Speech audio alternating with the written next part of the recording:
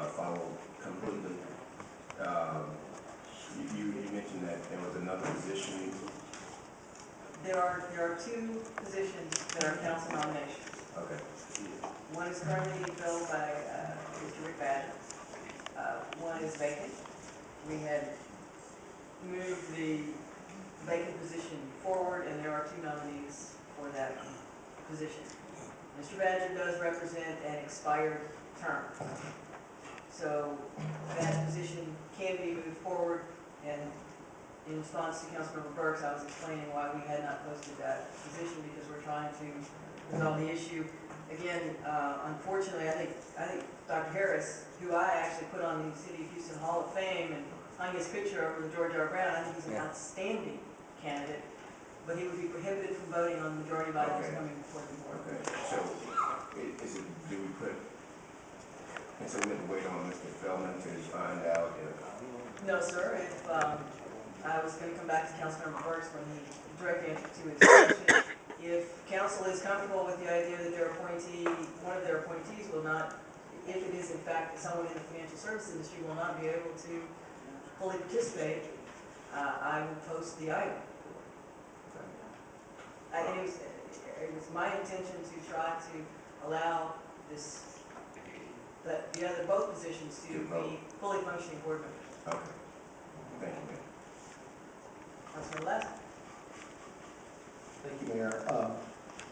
I thank my colleague, Councilmember Green, for tagging that, and I was inclined to move towards that.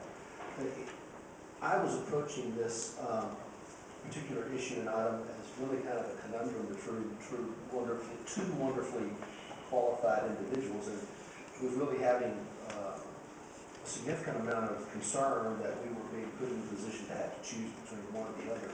I appreciate now that around the council table that we've had this kind of vetting of it. There seems to be a much deeper discussion going on here that I'm pretty sure, I know I didn't know that there was an issue about conflicts of interest. I didn't, and I think it raises an even deeper question about, perspectives on the future of the municipal employees' pension system. So I appreciate that we're going to have a little more time on this item, and I think we ought to try to flesh out all of these questions and issues as much as possible. I think it puts council at a disadvantage to ever be placed in a position where we might have to choose excellent person number one versus excellent person number two. So I look forward to working with my other council members to understand this situation a little better.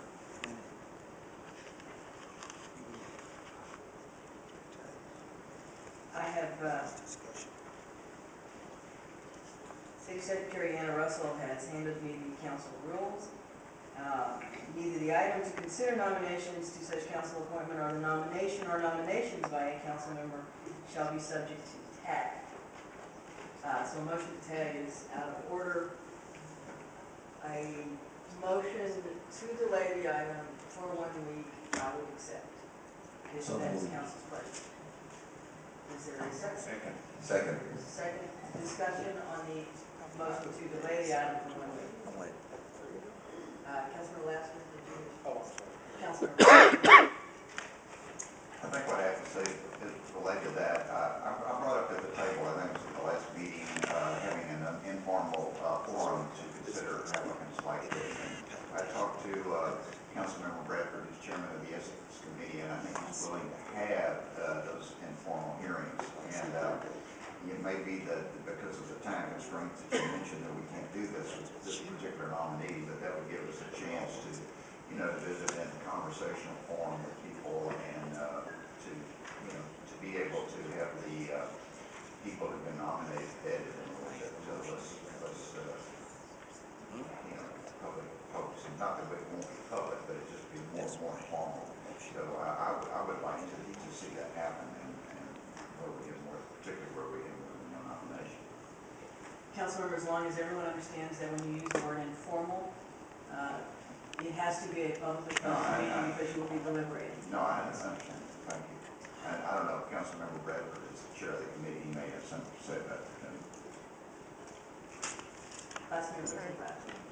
Thank you, Mayor. My commentary would be that Councilmember Pennington and Adams that they have requested a committee meeting to discuss the process of board and commission appointments. Those are council appointees, board and commissions, term limits, as well as the nomination process. I think this is an example that kind of amplifies why there's a need to have a discussion, because I truly don't think that one council member should withdraw an appointment because another council person offers another nominee. You need to have some kind of process to vet it and have a discussion about it and give us a chance to make a decision. It is true that both of these positions have expired. They did expire July of 2011.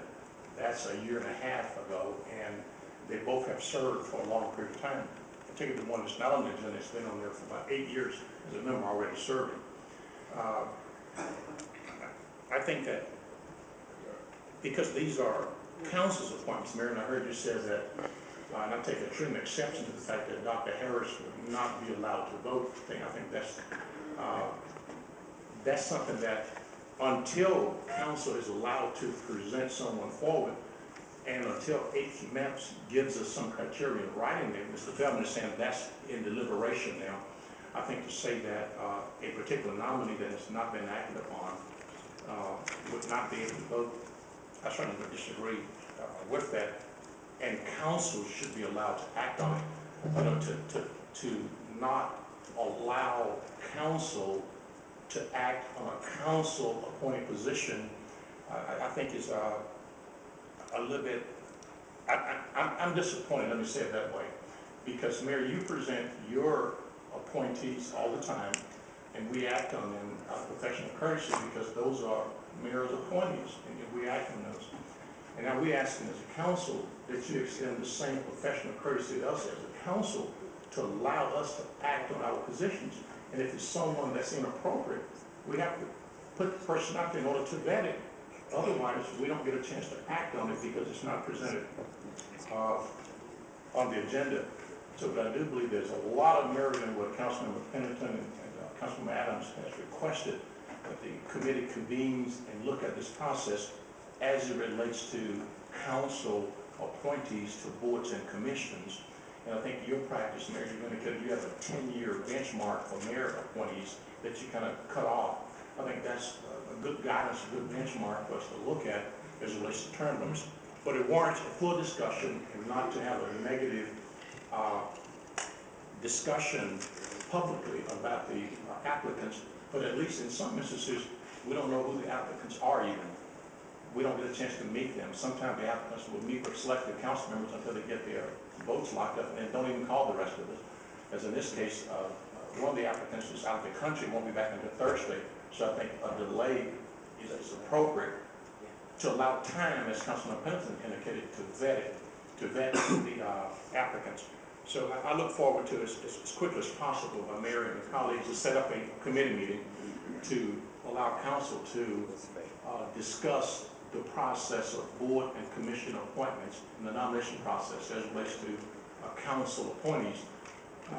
And my question, Mayor, while I have the mic here, is you said that you would accept a week's motion to delay.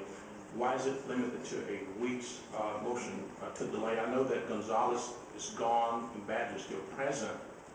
And if someone is confirmed sooner than later, they would fill the vacancy.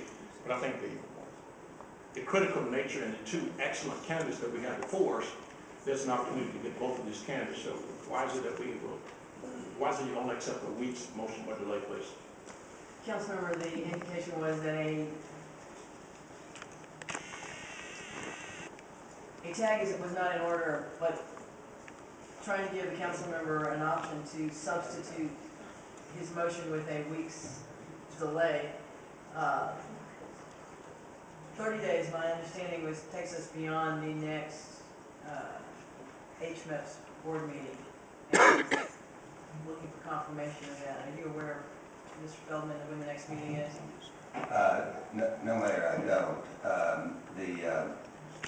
If I had to, Which is why I asked Councilmember Brooks to come back on the list. We're trying to But We're trying to figure that out. if I might, Mayor, the new vacancy that is on the agenda at this point in time is truly a vacancy both legally and literally. There is not somebody attending the meeting from that position.